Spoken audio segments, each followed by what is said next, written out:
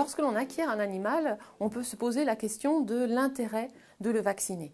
Alors il faut savoir que la vaccination permet de protéger contre les principales maladies infectieuses et contagieuses des chiens et des chats. Et de façon générale, les vaccins disponibles protègent contre les maladies graves et en plus pour lesquelles il n'existe pas de traitement efficace. On peut par exemple citer les vaccins contre la parvovirose canine, responsable de diarrhée hémorragique chez le chien, ou la leucose féline, une infection rétrovirale très grave du chat.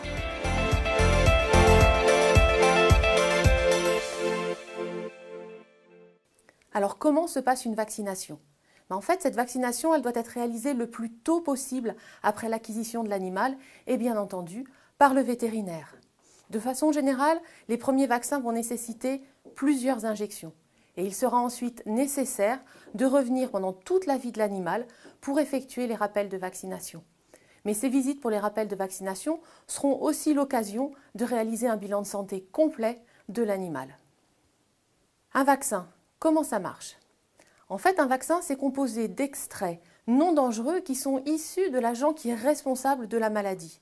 Et grâce à ces extraits, le système immunitaire va pouvoir apprendre à le reconnaître et va pouvoir mettre en place des armes pour combattre cet agent infectieux.